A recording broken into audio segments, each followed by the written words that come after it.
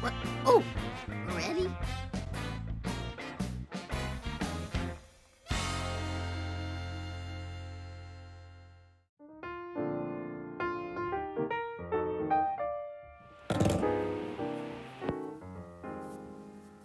What, Jimmy? Oh, hi out there in Nettie land. Welcome to another episode of What the Heck is Nettie Doing Today? Well, that's not what we're really doing. I think this is episode 2. Well, unless you want to call the first one the introduction, because, well, that just might be what it was. Or we could call this episode 1A. No, that would be 1B. Doesn't matter. Anyway, today we're going to talk about a question. And actually Jimmy gave me this question and it's a good one. And I'm going to encourage you all to answer or ask me questions that I can answer in the future. And I'm going to be giving out my new Gmail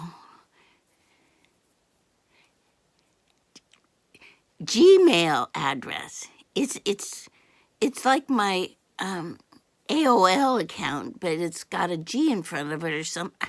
Anyway, you'll have access to that, so you can just email me a little question, and they're gonna have to be nice, or you'll get spammed or out of here. I think it means that you won't be able to ask me any more questions again because he's going to kind of look at them first.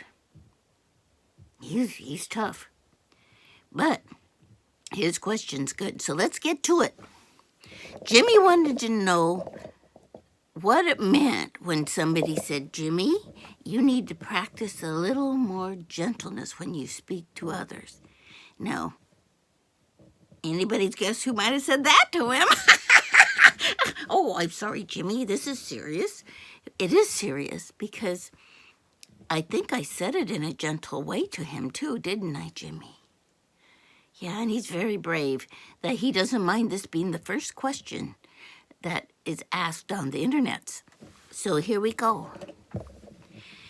We know gentle in many forms. It's a gentle, soft stroke or touch, that touch from somebody who just gives you a little peck, or the gentle rocking of a baby, or the gentle motion of a boat on the water.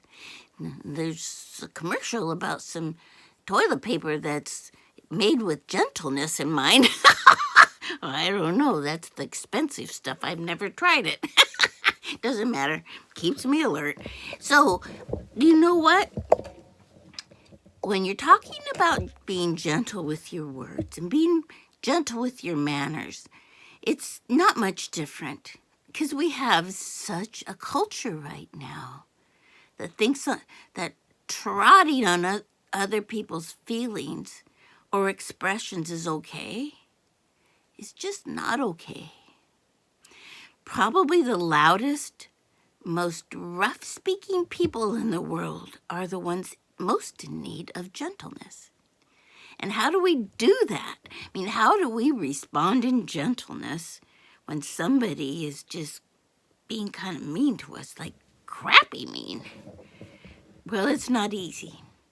But my suggestion is that first you learn to treat yourself with gentleness.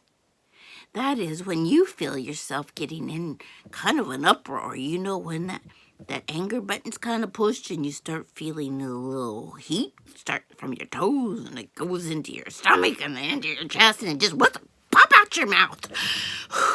And now, does that feel gentle? It sure didn't to me right then, boy. Whew. So, let me tell you, it's good. That's good to feel that first because that is the signal. That is the red alarm to stop what you're doing, especially if you're like on Facebook and you're just ready to pop off an answer to somebody who's just been a bully. Well, some of those bullies online, that's what they do every day for a living. Not that they get paid for it, but because it makes them feel good for whatever reason. You know why? They need to feel more powerful than you. But what we get to teach the world is power comes from gentleness and kindness. And it comes from being sure that kindness and love are most important above any other thing. That's where we win. So when you feel angry or you feel like saying something nasty, oh boy, hang on a minute. That's pay attention, Nettie, because I need to hear this more than anybody in the world.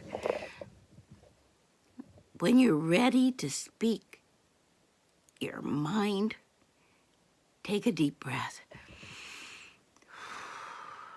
Get to that center core of love and think about how you want somebody to say something to you, like, Nettie, you just drive me crazy with all your talking. When they could say, Nettie, I hear you. Nettie, can you repeat that? I want to hear it in a soft voice.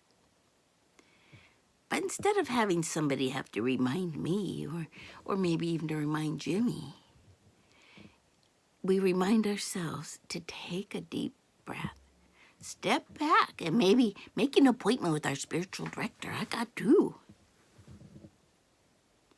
And discuss your feelings or write them in a journal until you understand that maybe what you're feeling is you need more power. There is no power in bully words. None. It makes you feel worse, makes you feel weak, and you have not responded from kindness, intelligence, empathy, or compassion. So let's just work on being gentle, kind. You know what? Nettie loves you. And thanks for loving me, even though sometimes I can be Nettie. Don't be crappy. Be happy. Nettie loves you.